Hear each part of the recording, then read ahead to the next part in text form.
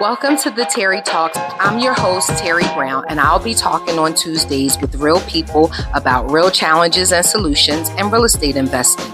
We're doing a special edition on Terry Talks about money and physical wellness. You'll get information on that. Listen, I've said it over and over again. For the believer, while this time is, full of uncertainty, it is turbulent, it is volatile. The believers, we flourish during times of famine. We flourish during wickedness and evilness and all of the things. And so we ain't worried. There's a scripture I love in Proverbs that says, she looks at the days ahead and she laughs because she's prepared. Like she's prepared, right?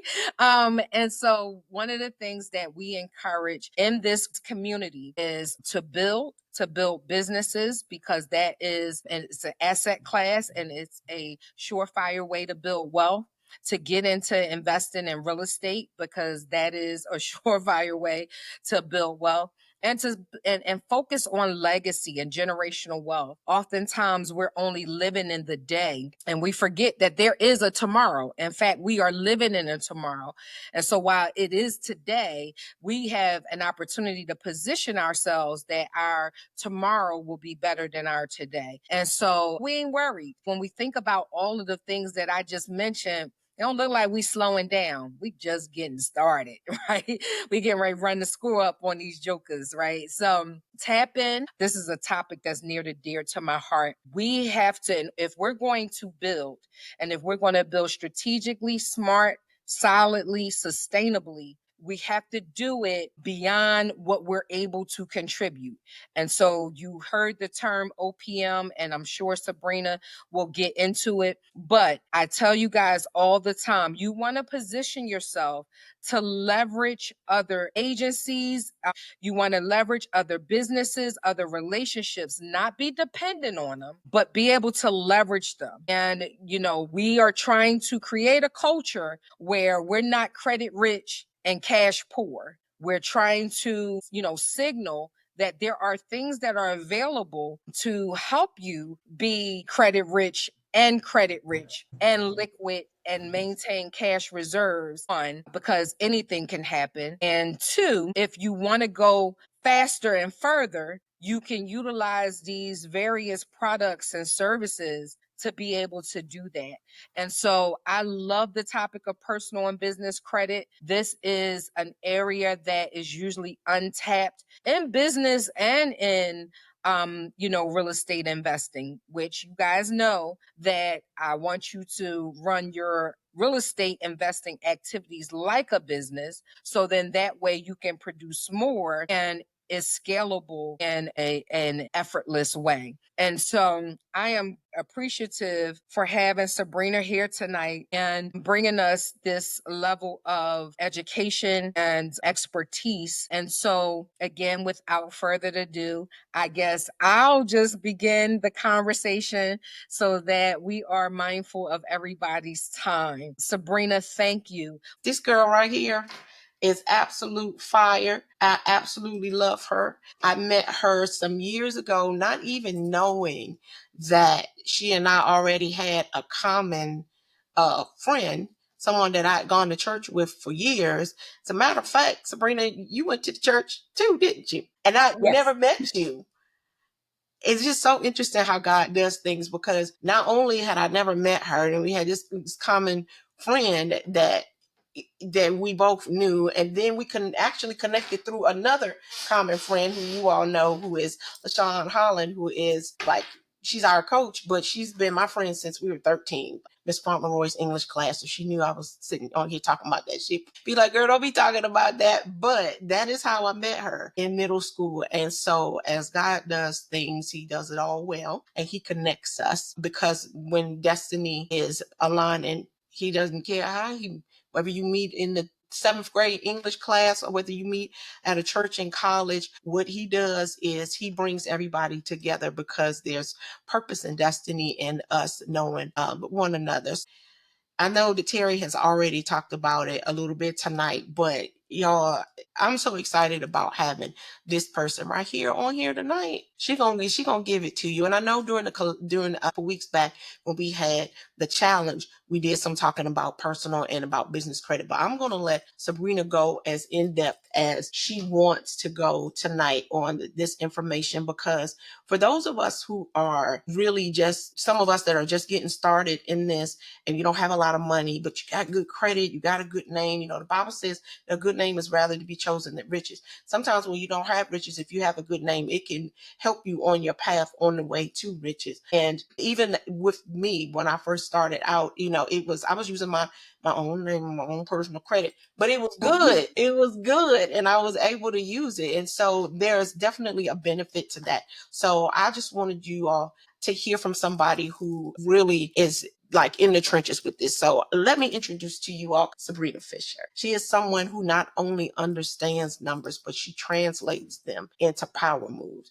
She's the CEO of Numbers Done Right LLC, where she leads entrepreneurs and everyday families alike through overwhelming world of accounting and financial and that kind of stuff.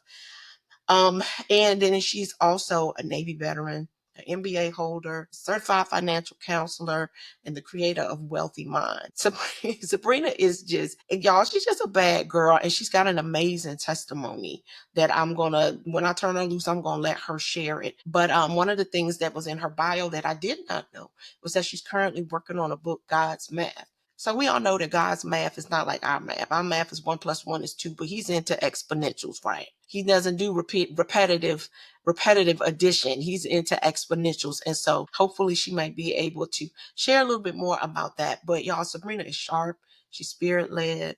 And she's here to help us tonight to go deeper in our understanding of both credit, personal and business, and how to position ourselves for what's next. So go get your paper, your pens, your pencils, your journals, because I'm sure there's going to be some writer downers tonight that you're going to want to write down. But please give your full attention and a warm welcome to my friend, Miss Sabrina Fisher. Good evening, everyone. I'm excited to be speaking with you all about a topic that I have such great passion for, which is anything related to numbers and financial literacy. I believe that we should all know our numbers, and credit is essentially a numbers game. So once you understand how to look at your credit report, how to make moves within it, you can see your scores change dramatically with little and minimal tweaks to what you all are doing. But before we get into all of that, I did make my slides a little bit, I won't call it basic, but I did want to build from kind of like from the ground up so that you start understanding what credit is, what your credit score is, what it does, and how to leverage that when we move into the business side of it. And I'm going to talk more on the personal credit, because if you are just getting started with building your business credit, most of the time you're going to have to leverage your personal credit in order to do that. So we'll talk a little bit about everything. And as always, the chat is open, I think, for question and answers. So if you shoot anything in there, you'll be able to ask me a question, and hopefully on the spot, I'll be able to answer those questions for you. So that's kind of like my intro. So my second slide is me. Yay! Okay. And on this slide, it's just a little bit about me. So Sharon talked a little bit about when she met me. I know I stood up in the front of the room at a retreat that we were at, and I was kind of telling my story. And at that time of me telling my story, I had just purchased my first house and I paid cash for it. And our coach was kind of like highlighting that. And while it was, I'm not a front of the room type person. I really love to work behind the scenes, but I realized that sometimes, oh no, not sometimes, all the time, your testimony is what can inspire others to get moving and motivated, because so many times, especially the devil, he wants to make you feel like you are alone in this journey. But as we go through the slides and I give you some statistics, you'll know that wherever you're at, whether you have good credit or bad credit, you are not alone, because there are millions of people that are standing right where you are now. So by telling my testimony, just a little bit of it, I was going to make it a quick story. I'm going to draw it out a little bit longer, but the synopsis is I was married. I got divorced. Peace for me was greater than finances because I can make money. I have always been able to make money. I've thought of myself as my wording has evolved over time, but I've always thought of myself as a hustler. Like I can make money. I can sell, like I think Jay-Z said, I can sell water to a well. So I never thought about when it came to looking at my peace in divorce versus my money, I never thought about not taking on all of the debt that was there because I knew I could work my way out of it. Because again, it's a numbers game. Once I know what the numbers are, I know how to work backwards in order to get that. But I also had to do some mindset shifting in order to get there because I had to deal with and tackle what was going on mentally with me with divorce. So when I left, I had around $300,000 worth of debt. And it was a lot of debt. And if you look at what my income was at the time, my husband and I at the time had made a decision for me to switch jobs. So I was working in corporate America where $300,000 worth of debt was nothing because I'm pulling in, high six figures a year. So that was nothing. But when we were starting to look at quality of life and how we was going to build our future, I decided to take a job that was not as demanding because we were looking at having kids and all of this stuff, and I had an eye twitch from the stress of the job. So we was just trying to figure out how to make life work. Therefore, I took a step down. I quit my job. I got another job that was like a third of my salary. And then we end up divorcing. So I now make less money. I have more debt than I've ever had in my entire life. And he went out and because he was an authorized user on a credit card, he went and he bought rims for his truck. Y'all do not know. Y'all better know that I love God because I thought many a days about taking them rims off the car in the middle of the night and rolling them down the highway. I didn't even want to sell them to anybody. I just wanted to get rid of them. But he went to Lowe's and used a credit card that, he was an authorized user on. So he was still continuously adding debt in the midst of the debt that I already said that I would take on from the divorce. So, or in the separation leading up to divorce. But God, I always had the numbers mentality. I knew I could work it, but I had to get in position to where my mindset was ready to tackle what was placed before me. It took me 5 years of discipline to get from 300,000 to purchasing a house cash.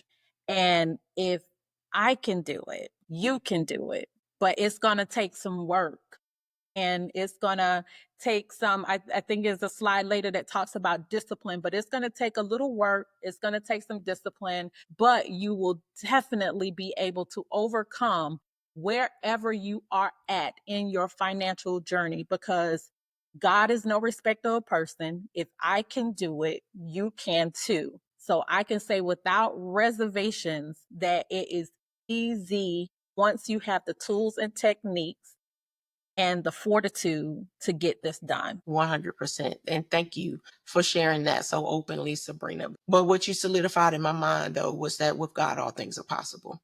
All things. And that money really is just an idea. And once you set your intention and you change your mind and your blueprint, your money blueprint to be different from what you have been accustomed to, then really it's not hard to make and it's not impossible to come out of an amount of debt like that with, like you said, with the right tools, the right strategies.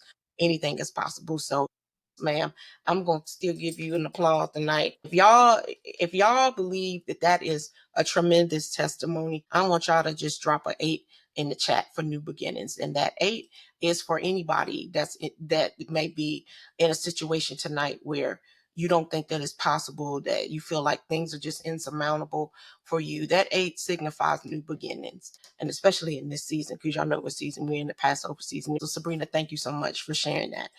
Thank you, thank you, thank you. But for the room, I also have the degrees. I have all the credentials that's necessary to speak on the topic here.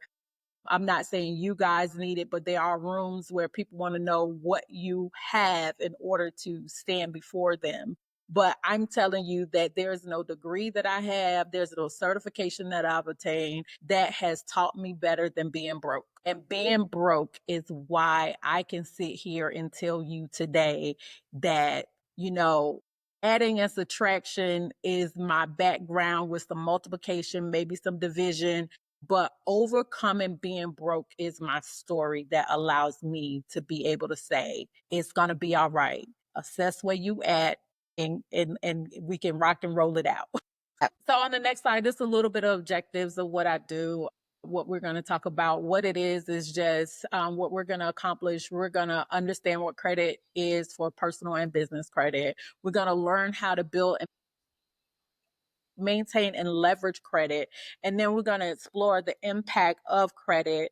And I love a good thinking, because money is about mindset. Your mindset has to be in place. We're going to end with some tools and tips in order to get you going. And I am actually chasing the sun, or the sun is chasing me. So if my face is changing, it's because the sun is setting.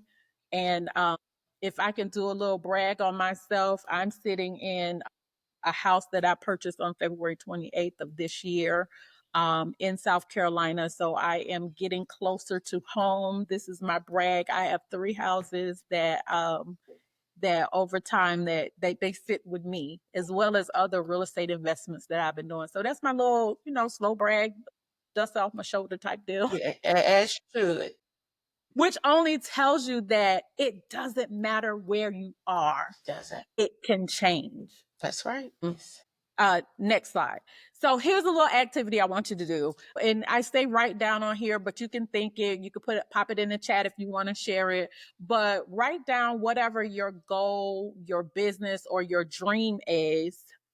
And just think about that goal and that dream for a second. And then if it's something that you want to tangibly bring into the earth, it's going to require some funding. And so try to now, off of that dream or that goal or whatever that you wrote down, what are your startup costs that's going to be necessary to fund that goal, that dream, that business? And then after that, I want you to check your bank account. Do you have it in your bank account to fund your dream, to fund your business, to fund your goal? And if you do not have that money in there, statistically speaking, it takes about, depending upon the type of business that you're trying to start, it takes about $30,000 in order to fund that particular thing. And if you don't look in your bank account and see $30,000, you are going to need credit, whether it's your personal credit or your business credit. You're going to need it. And I feel like I am chasing the sun again. So with that, that's the activity to start tilling the ground to make what I'm about to say about personal credit and business credit kind of stick with you. Because if in your bank account, you do not have the numbers in order to do it, you are going to need other people's money, which is OPM. You're going to need other people's money in order to fund that dream. And it's attainable based upon your credit being in place, and you having the opportunity to go out to lenders to get money to fund what you just wrote down on that paper, or what you put in the chat, or what you even just thought in your head. Other people's money. That's what you need. OPM. So that's the time to ponder. If you don't have the cash to fund your business or your dream, you're going to need credit, either personal or business. And that's what this is about. Okay, next slide. So on this one, this is because I'm a numbers person, everything I do is going to have an equation. So that's why when we talk about discipline, it requires you to have great thoughts, which is your mindset. You're going to have to make good choices, and then you're going to have to take action. So that's the equation that I use in order to make sure that I am disciplined in what I'm doing when it comes to my finances. It is even down to learning how to tell people no who ask me for money. Because when people think you got it, they come to you and they be like, I'll share a short story. I have an aunt. She pays every bill in her house except for her electricity bill. Why? Because she figured you're not going to let her be in the dark. So she will she'll buy her wants, and then she wants you to take care of her needs. No, ma'am. That's not how this go. So once I learned how to say the word no, it became different for her, because you're not going to be able to fund your lifestyle off of my money that I need to fund whatever it is that I'm trying to do. Does that mean I don't want to help people? No, absolutely not. I believe in being a cheerful giver. But we also have to make sure that what we are planting into and what we're giving into is good ground. Because if you know that you need to pay all your bills except for your electricity bill to motivate me, that means you're doing a little bit of manipulation there to make my money become your money. And that's not good. But discipline is going to be needed in this. You're going to have to be disciplined to learn to dig yourself out of if you're in a hole, or to build wealth for yourself. So there are some potential barriers, because once you start on this journey of being wealthy, there are gonna come things that are going to be barriers to you moving forward. Mine used to be a pair of shoes. I don't know a pair of shoes I don't like. And if it's a stiletto with a nice heel, I want it. But I also know that I couldn't continue to buy shoes, buy clothes. I had to kind of like buckle down. So whereas I was spending, throw it in the bag, now I got to say, okay, do I really need to throw this in the bag or not? So I had to start thinking to myself and becoming disciplined, looking at what those barriers are, and then trying to eliminate those barriers in my life. So on both sides of personal or business credit, most of the time, the lack of knowledge is the reason why you don't have good credit. On the personal side, you don't understand what credit is. You don't understand what debt is. You don't understand the movements of how the credit report works. So you're just out there just doing whatever. If it's me, I had to realize when I became disciplined is that I'm an emotional spender. What type of spender are you? So for me, if I get upset, a nice meal, a nice shopping spree will set me free. But what that also does, it also creates debt. It either I'm charging it or I'm spending money or pulling money from places where I could use it elsewhere. And then when I went through the divorce, I became overly reliant upon credit. I was robbing Peter to pay Paul with a credit card. So I'm paying over here and I'm using over there, and I'm paying one person to pay the other person. So I had to remember I had to stop doing that in order to get there. Look at the barriers, make sure that you are doing something that's going to be opposite of what you're seeing there. If it says lack of knowledge, gain knowledge.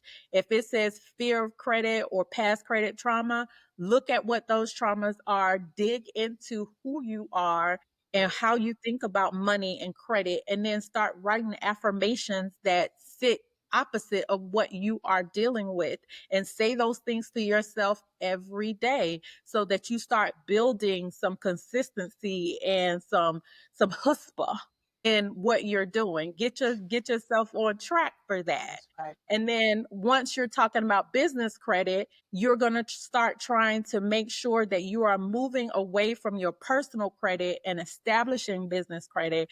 So here are a little bit of statistics and a couple questions that we're going to do. Currently, Americans have the most credit card debt that they have ever had since the credit cards were invented.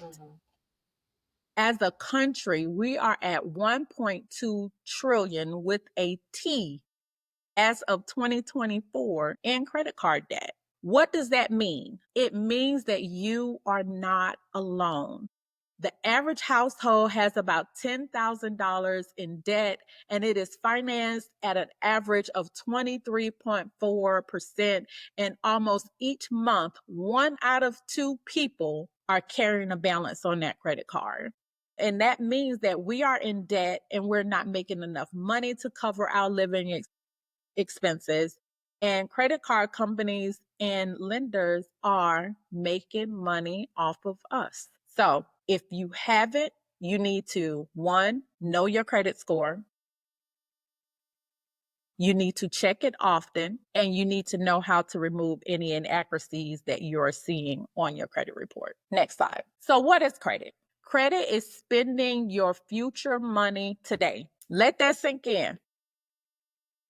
In order for you to use credit, you're using money that you have the potential to make later today. And that can be a good thing or a bad thing, depending upon how you're using the money that what you're using your credit for. So you either want it or need it to cover something and you did not have the cash available, or you did not want to spend the cash you had available. So therefore you charged it. And credit and debt are not the same. Credit is your ability to have debt. Your debt is then monitored by your spending habits within your credit score. So they are two different things. Some people have been using them interchangeably, but they're not. Credit means that somebody says, you might be responsible enough to get this. And then debt is, maybe I am responsible enough to get this. I used it. Let me see how I'm going to be able to pay you back. Okay, so a little bit about your credit score.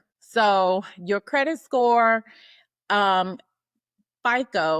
is used by 90% of financial decisions by lending institutions. On the right, you see that I use the ranges that FICO has because that's where most of your lending institutions are going to pull from FICO in order to do it. If you have Credit Karma and you're looking at that and you're going, well, Credit Karma says I have 725, but then when you go to FICO, FICO is like at 652. Not only is you not the same, you even in a different bracket. And that's only because they use different scoring models in which to calculate your credit score. FICO is FICO. Fair Isaac created it to tell lending institutions how they should give you money or if they should give you money. And then Credit Karma actually used something called Vantage Score in order to calculate your credit scores with them. So that's how you can see variances between the two. And on your credit report, there's no information, even though lenders will use it against you, but your age, income, and employment status don't count towards your score, but it can be used in a lending decision. So the poor pays more. And I always use this little visual for people so you can see how important having good credit is. Because if 3 of us go to a lending institution, let's say we walk up to Chase and we're like, hey, we want this $25,000 loan. We want to pay it back in 5 years. And we each have different credit. Well, if you have good credit, that $25,000 over at the end of that loan, when it's over, you're going to pay back $27,900 plus dollars. That's it. But if you got okay credit, that 27 now turns to 35. And if you got bad credit, that same 25 costs you $43,000. And Chase has made $18,000 off of you having bad credit.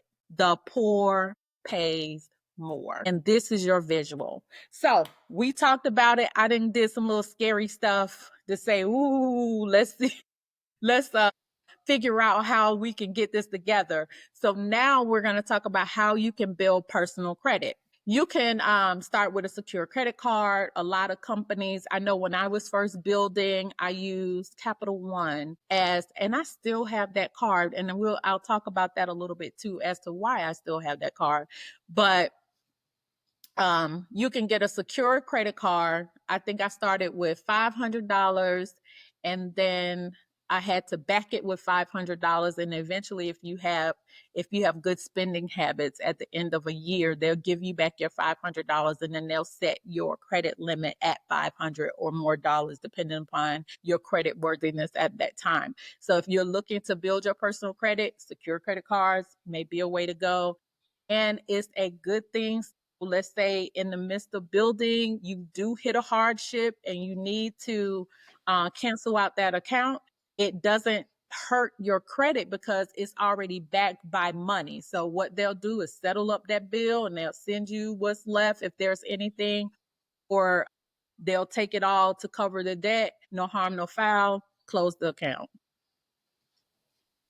Another place, credit builder loans, place like Navy Federal, USAA, they have loans for people who are trying to build credit. Those are, institutions. If you have a credit union, look at your local banks. They are a little bit more lax, usually because you live and work in the community in which you're trying to get money. So they do try to help those in the community. They can be a little bit more lax, build that relationship. You can become an authorized user on someone's account. Now, I told y'all in the beginning that man went and bought some tires, some rims on my card because he was an authorized user. So he was able to purchase. So you do have to monitor it. While it helped boost his credit score because I was stronger financially at the time, it helped boost his credit score. But in the end, with them tires and rims and all the stuff that he was buying from Lowe's, it became not a good idea. So you do have to kind of monitor it. Now, what lending institutions are doing now is that if you put someone on your account as an authorized user, if you happen to remove them, you can't add them back again. So they're not playing that game with you or put somebody on, take someone off, put them back on. They're like, hey, you got one shot. And once you do that one shot, they cannot be back on that account again. So this is good if you have children that are, you're building their credit and making sure that they have good credit, adding them as an authorized user. You get to kind of control what happens there. As always, keep your balances low, pay them on time, and avoid any hard inquiries unless necessary. Credit Karma does have a thing where they can tell you who you could potentially get credit from. I would use that as a guide, not a certainty, because they are wrong. There was a class action suit against them where they had to pay people because they were telling people, hey, you can get this credit card. And then people were going out and applying for the credit card and then getting denied, which then hurts your credit score because you didn't get the account and it counts as a credit inquiry against your credit reports. It could be harmful. They got sued. They got slapped on the hand. And just to tell you that use it as a guide, not a certainty that you would have that credit, but be responsible in what you're adding to yourself. Okay, so repair and damage credit. First, you're going to need to pull your credit report. Once you do that, you want to dispute any errors on your report. I am not a proponent. People ask me all the time, do you do credit repair? No, I do not do credit repair. I do mindful, responsible credit stuff. I'm not teaching you or saying to you how some of the credit repair companies, they just flood the credit bureaus with letters and stuff. And then if they don't respond back in 30 days, then they're saying you have to demand that to be removed. No, that's not how I do it. I'm telling you, if you get your mindset right, you'll never need, and you do responsible spending and understanding of your credit, you'll never need a credit repair company because you'll know how to do it yourself and you'll know how to monitor yourself and make changes as necessary. Number 2, pay them people. Negotiate with your lenders. You can call them, and if you're just hitting a bump in the road and you need a little reprieve, I've worked at a bank before. I had people that would call in. You can do some, if you have a loan, car loan, mortgage, they do a reconfiguration of the loan. They add it to the back end. They jig your loan pretty much, so that your late payments don't be late payments and then it's not reported to the credit bureau. But if you talk to them and you negotiate with your lenders and you set up payment plans, then that can help you save your credit score from being damaged. I did it with Navy Federal when I first got divorced. I called them up. I asked them to lower my interest rate, which is something that you can do as well. You can call up your lender, ask to, do you have something out there that lowers my interest rate? Because if you can get your interest rate lowered, even for a little bit of time, and then hit that credit line or that credit card with some payments, you're going to go more towards principal than interest. So ask them. And the only thing they can say is no. So go get your no.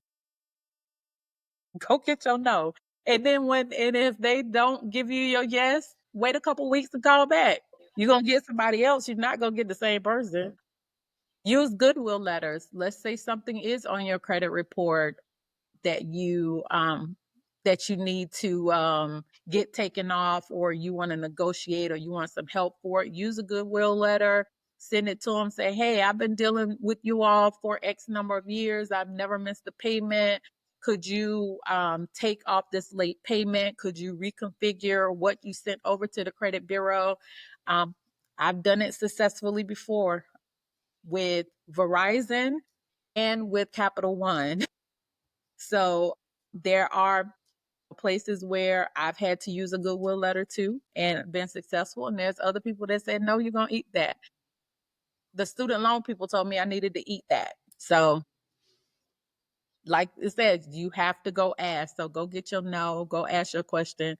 What's the worst that can happen? The same thing that was going to happen anyway. That part. The same So thing was going to happen anyway. go ask. Don't be and don't be afraid to ask, because everyone people, they are getting those questions and they are answering those questions for millions of others. Just be the million and one. Exactly. And and just ask the questions. All they can do is say no. They not gonna have nobody come to your house and ring your doorbell. So it's over the phone. Lessen your anxiety. Pick up the phone, call them, to speak to a supervisor, ask the question. So here's some quick fixes. Get a copy of your credit report. Annualcreditreport.com is there. Then you have Credit Karma, where you can look. I use Credit Karma as a monitoring of my accounts only. And then credit card companies are also allowing you to see your credit scores there on their app. So sign up for one or two of those so that you can monitor your credit score. And it'll also flag you if somebody added another account. It'll kind of trigger you if a new account hits, so you can monitor fraud, waste, and abuse. Well, y'all tell she works for the federal government. Yeah. You can also, there was a change a couple years, I think it was 2 years back in 2023, where they changed it from where you could only, major credit bureaus was only giving you a credit report once a year. Now it's once a week. Yes. So you can go out there every week and get a new credit report, and pulling your own credit does not hurt you at any way. It's considered a soft credit inquiry. If you are trying to build credit, you can use Experian Boost. When you when you go out there and create your account for Experian, they have a thing on one of the sides that talks about Experian Boost. That's where, if you are paying your utility bills on time and your mobile bill, don't add nothing that you ain't paying on time. That gives you the opportunity to add utility bills, mobile phone bills, and rent to actually boost your credit score. And that's what Experian Boost does. And some other, I think Equifax was coming out with something similar as well. Then you need to monitor your spending habits and make adjustments. I am all for a budget, but my budget is more like a spend plan. If you don't know what's coming in and out and where it's going, you will never be able to make the adjustments you need in order to be responsible with your credit. And then if you are going to add credit, look at your credit mix, installments versus revolving. If you are trying to, here's a quick tip on your credit score. If you are trying to boost your credit score quickly, pay off that revolving debt that you have, because revolving debt is calculated different into the mix of your credit score than installment loans. Installment loans is saying somebody trusts you for the next 5 years to drive this car and pay this bill, or to live in this house and do that. That means that they trust you over time. Revolving debt is unstable. So that means that you can have $1,000 this month, you can have 200 next month, you can have 2,000 the next month based upon what your credit limits are. So that's why it's more volatile in the credit scoring model, that you take care of the revolving debt first and then tackle your installment. It's good. Next slide. So I think we talked a lot about personal credit, but before we get into the business credit, 65% of your FICO score is in two categories, and that is your payment history and the amounts that you owe. And in your payment history, your late payments is 35% of your score. Therefore, if you're trying to make changes to your credit score, that means that over time you need to pay people on time, which is why it's very important to talk to the people, negotiate if you have to, and then get them to, if you do have something that hits as a late, to negotiate through those goodwill letters of saying, could you give me this one time reprieve from making this mistake of not paying or whatever. But it takes 30 days to get on your credit report for being late. But it's almost like a 30 days beyond the 30 days, but don't play that game with it, because when you're, long as you pay it before the next cycle, that doesn't count against your 30 days and it will be on time payment. But don't do that as a regular and recurring incident of how you pay your bills. Pay them on time, because that's 35% of your score. The amounts that you owe, the FICO score actually looks at how much you owe two ways. It looks at it as, because the measurement is 30% of whatever your credit line is, to always be underneath that. If your credit line is $1,000, they say don't do any more than $300 of that. However, it looks at it collectively as 30%, and it looks at it individually as 30%. So you could be under your utilization rate collectively, but you can have one card that could be doing damage to you because it has a 50% usage rate. So start looking at your credit report and writing down those numbers so that you know where you sit at individually and collectively. So now let's go on to business credit. And the reason why I'm going to spend or have spent more time on personal credit is because starting out, you're going to need good personal credit in order to get business credit, because they're going to want some type of guarantee that you are going to pay. I recently got a credit card for my business. And in the write up, when you're going through filling out the information, it says, okay, now I put in my EIN. And then they say, okay, yeah, that's good, but what is your social? Yes. So I put in my social, and then this is how they then determine what my credit line was going to be, because they say, oh, she good over here. Mm-hmm. So it's potential that she'll be good over here as well. So you want to make sure that your personal credit is built. That way you can leverage it now once we start talking about your business credit. So let's talk about how to build your business credit. So you're going to want to get an EIN, and you're going to want to register your business in your state. Now that I am a business, I do create businesses, but this is not my my one-on-one session with anyone telling them how they should register their business, but certain businesses require you to register within the state in which you live. And then there's other things that you can register in different states, but that requires you to have a talk with someone that is actually setting up your business if you're not doing it for yourself. But for the basic of this is get an EIN, register your business with your state. So you're going to either do an LLC or an S corp, or you're going to register as a sole proprietor.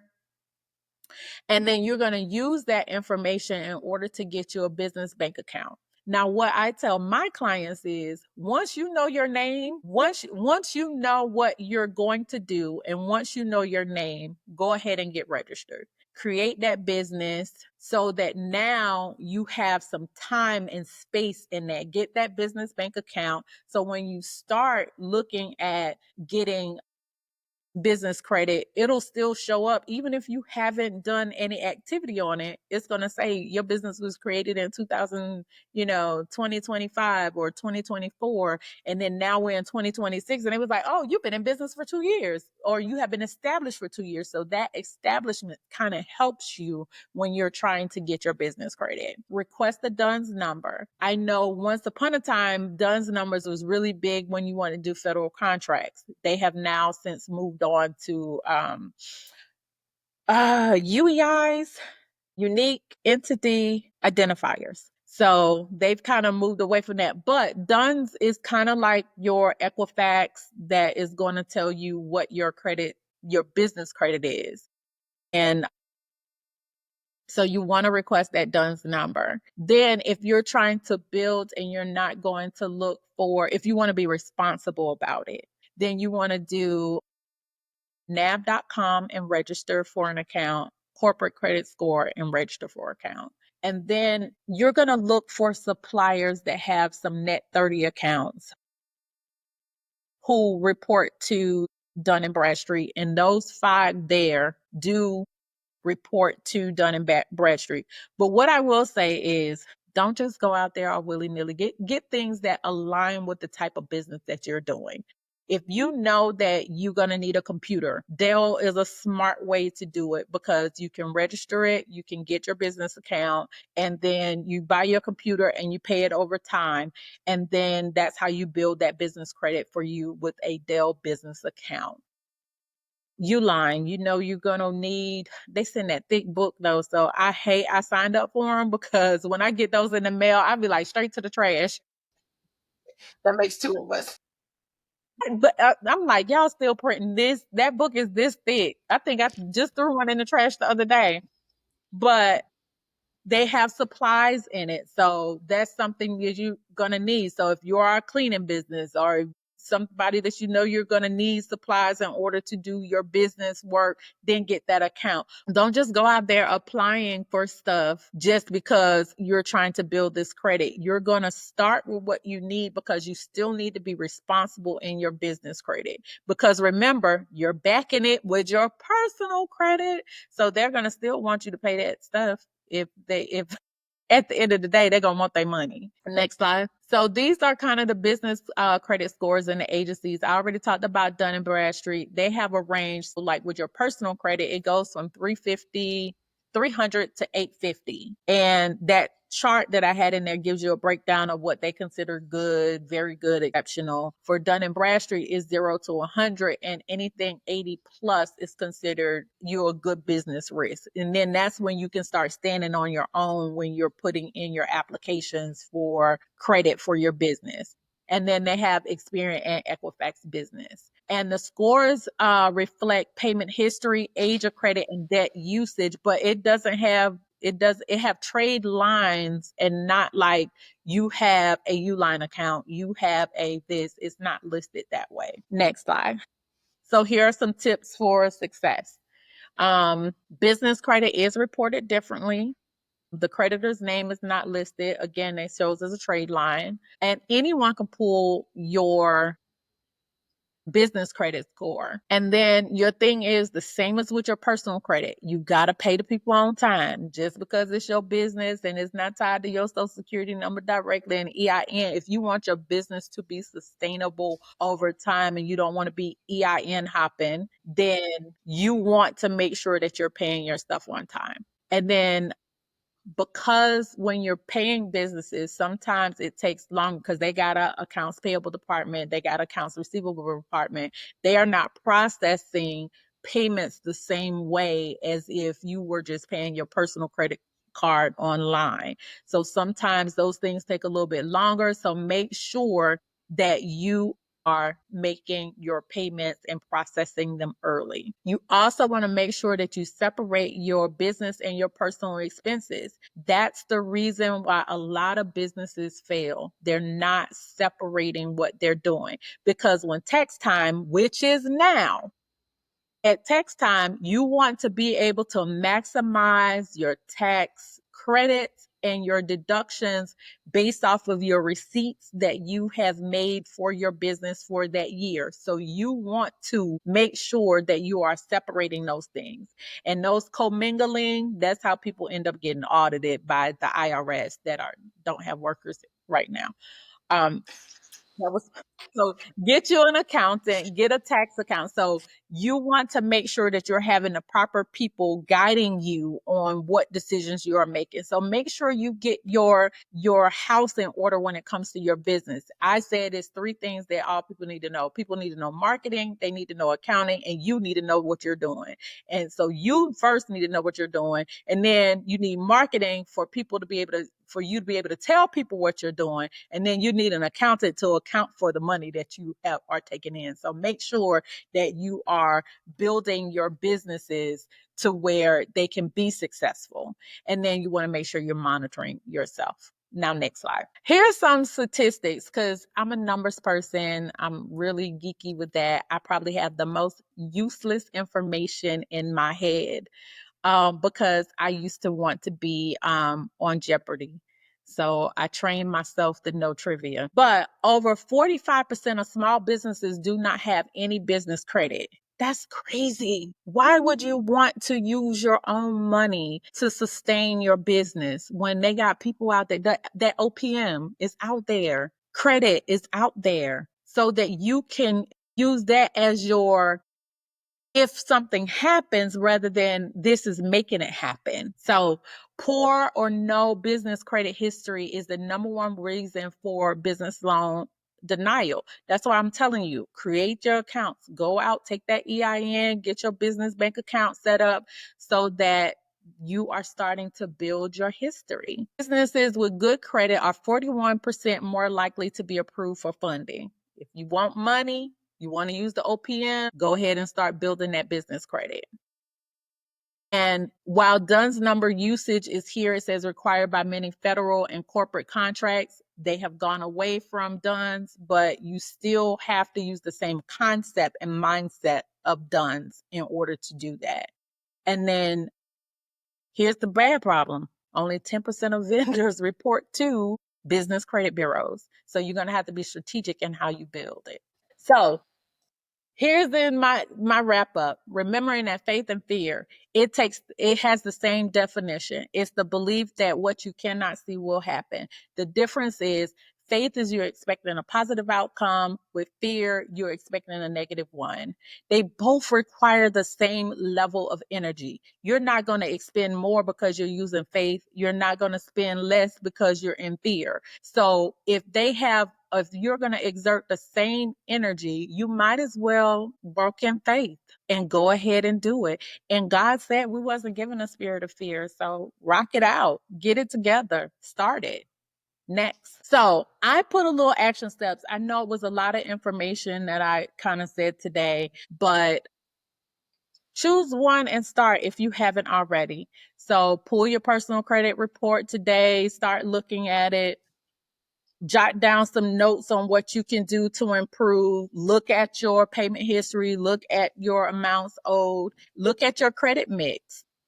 How many installment accounts you have, how many revolving accounts that you have. If you do see some, and I think I touched on it, that credit Capital One, I still have that account open today. The reason why is because it's one of my longest standing credit cards. So that can be, if you just close out the account, it can also hurt your credit. So you just have to forget that if you're not responsible enough, then just don't think about it, but keep it open because it affects your credit score. Apply if you need to.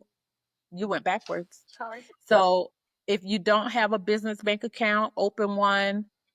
And then create a 30-day plan on how to improve or build your credit if you need to. But take action steps today because action changes things. And if you want to act upon the information that you have while it's fresh, so that you can do great work with yourself and for yourself. And then this is just my information. If you had a question, this is how you'll be able to reach me. And I'm also in the group too. So reach out to me in here too. Yeah, that it. I think that's it. Your last slide. Whew. Y'all, there was so much in what she shared with us tonight about this, about credit, about building, and she gave us actionable steps, right? She gave us something so that if you're like suffering with analysis paralysis, like I usually operated in back in the day, not so much now. Now I'll just be jumping out there and I have to catch myself. But if you are the type of person that's like, if you're fearful about it because you really don't pull your credit often, you don't really look at it, you feel like your debt is so insurmountable. The only way that you're ever going to be able to start overcoming it and taking it down is by facing it head on. A few years back, I had to really take and evaluate where I was with regard to my credit. My scores were always decent, but it wasn't getting me the kind of rates and stuff that I really wanted. And as I was trying to build business credit, I was realizing that like my own personal credit really was getting in my way. But now that I know better, I'm doing better. Now I do have some things that kind of came up on me over the last year or so that I'm dealing with, right? But I'm not allowing it to stop me completely from moving forward in what I'm doing. And to be honest with you, the value of the things that Sabrina shared with us tonight, it really can't be overstated because, for instance, there is, even if you can get your credit to a point where it is a really good snapshot at one moment in time, I know a lender that lends for real estate who will pull your credit once and then use that for the course of a whole year. So they'll only pull your credit once a year. Like, who does that? I don't really know that many people. And I was very surprised to see that there was a lender that was willing, still willing to do that for investors. But there are. And so you cannot get in your own way by not taking the first step.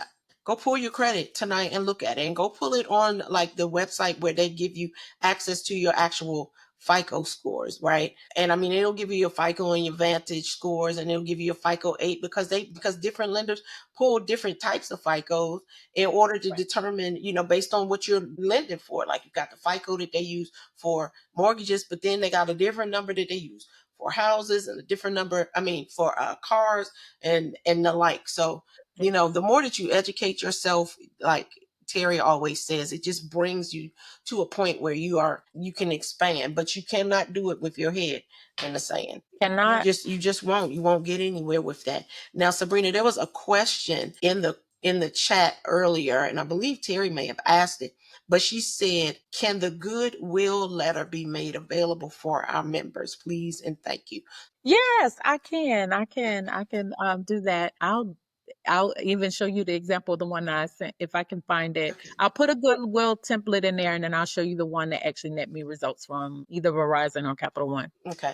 All right, great. So does anybody have any questions y'all want to drop in the chat tonight? Because Terry and I are very serious about where we want to see things go with everybody. And there's no need to build all of this infrastructure and this framework if only one or two people could go. It's not any fun going at it by yourself. We really want to take everybody along with us because we really honestly believe in building wealth for generations to come. I mean, the Bible even says that a good man, he creates, wealth for his children. He leaves an inheritance for them unto what, 4 generations? Like, y'all, what are we doing over here? We're getting this information, but are we digesting it and using it in a way? I'm personally going to go do something myself tonight, and I'm going to go pull my credit report and look at it. And then I'm going to look at, I know that I've got some bills that are hanging out there that I need to just go ahead and attack them and be done with them.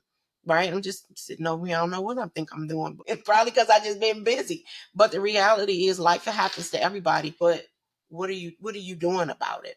What are you doing about it? Let's see. We got a question here. It says, if you already have business credit, how do you get it reported to Dun and Bradstreet? You can call the lender or the person who you have the credit or trade line with and see if they will report it to them. That's one. It's not the same as with personal credit. So let's say you had a personal credit person that you want to add it to your credit report. You can call, Experian and be like, hey, I have this, could you add it? Or the company add it. But with business credit, it's a little bit differently because the business in which you have, or the lender in which you have the credit line with or trade line with, is the ones that will have to report it to Dun and Bradstreet. I know we've gone a little over time because we're moving kind of slow coming in because Miss Sharon was having technical difficulties over here. But we really wanted to make sure that you all got the benefit of all of this information,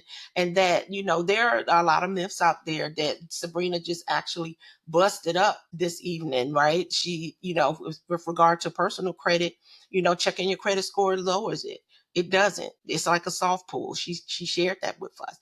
You need to carry a balance to build credit. You don't actually pay it off in full so you don't get caught up in the game and have your money getting messed up and the potential of messing up your credit, right? Closing old credit cards boost your score. She just told you she's got that Capital One because of the longevity, and that is part of the calculation. And she also shared some other things about business credit, right? So she didn't say this, but business credit isn't just for big companies. It's for small businesses. It's actually very, very useful for small businesses because it gives you the advantage.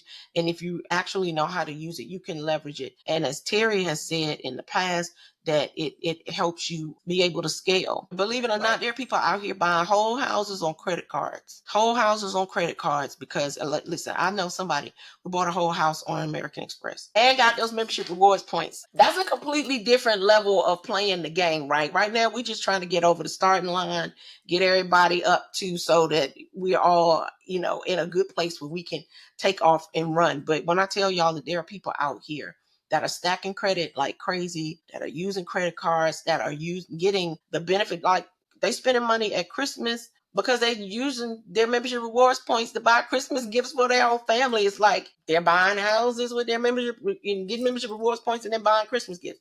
Like, that's like next level stuff when it comes to dealing with credit, to be honest with you. So listen, is there anybody else like that wants to drop a question in here before we get off today? Because I'm talking about getting started because I got miles to go before I sleep. This, and Terry said, get a strategy session first, though, because before you buy on a credit card, right?